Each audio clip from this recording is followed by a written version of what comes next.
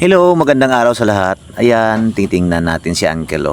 Panoorin natin siya. Nagpapakain siya ng kanyang similya ng tilapia. Yung fingerlings na yan.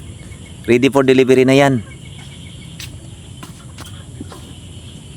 Ay, nagpapakain siya Tapos, pagkatapos niyan, mamayang tanghali, kukunin niya yung mga na lumilitaw na kulay green na yan asula yan, kinakain niya ng similya. Kukunin niya yan, ipapakain niya yan sa alaga niyang itik, manok, saka bibi.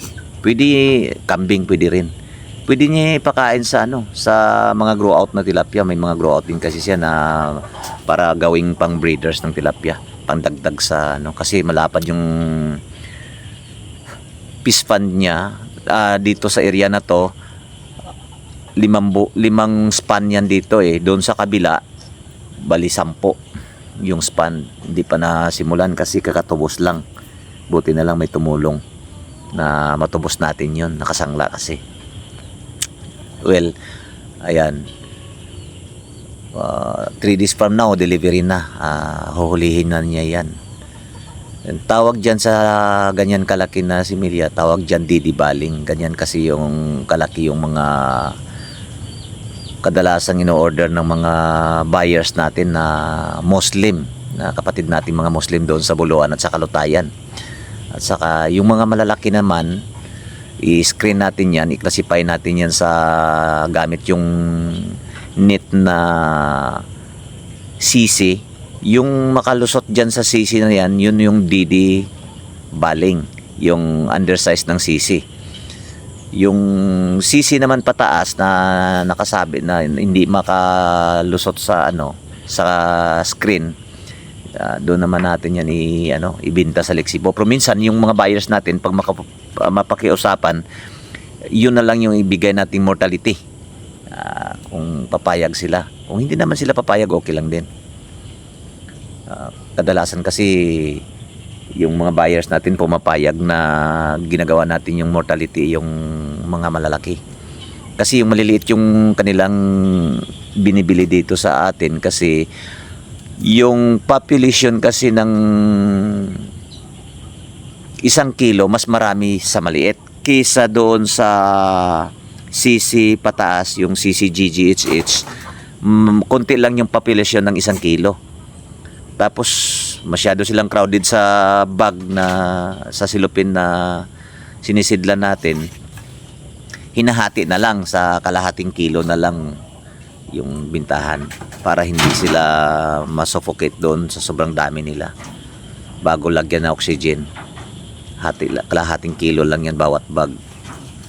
Sana makalampas tayo ng 400 kilos. 400 bags. Ayan ba? 400 bags. Kasi 50-50 na yon. Yan. Bilisan mo, Uncle, kasi mag-akyat ka pa ng niyog. Kasi mananggiti din yan si Uncle Marami siyang gumagawa siya ng tuba, suka. Yan. Kung sinong kusunada uminom ng suka, yan, punta lang kayo dito. Wala ng tuba. Ubos niya na yan. Ayan. Parang patak lang sa ulan sa dami. Yan. Yung pinapakain niya sa bandang diyan, bandar yan, na yan, sa bandang kaliwa niya, mas malaki na yan kaysa doon sa kabila.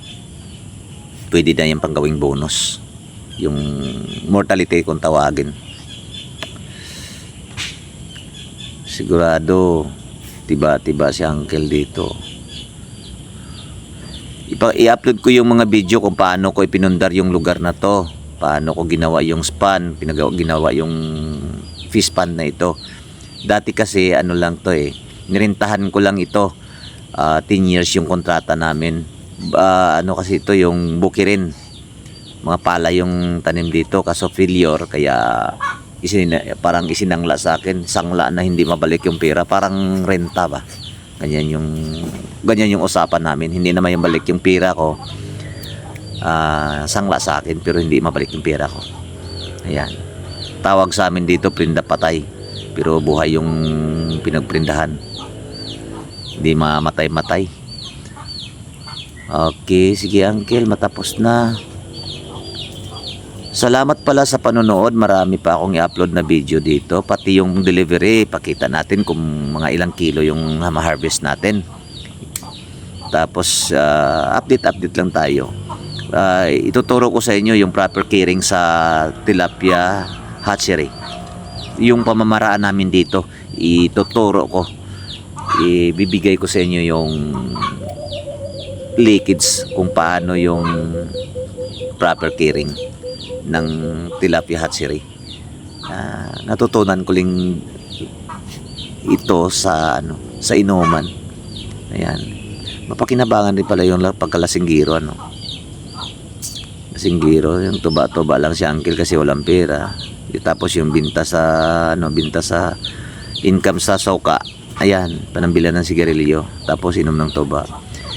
Okay, yun lang po. Salamat sa panonood. Please like and share and follow. Salamat. Bye-bye.